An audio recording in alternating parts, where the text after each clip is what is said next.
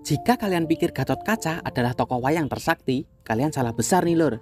Perkenalkan, ini dia, Raden Wisanggeni. Ia adalah putra dari Arjuna dan Dewi Drisanala. Pada saat kelahirannya, ia dilemparkan kakeknya sendiri ke kawah Candradimuka. Tapi, dia diselamatkan oleh Batra Ismaya atau Semar. Saat keluar secara ajaib, bayi tersebut kemudian berubah menjadi sosok pemuda. Kemudian, Semar memberikannya nama Wisanggeni.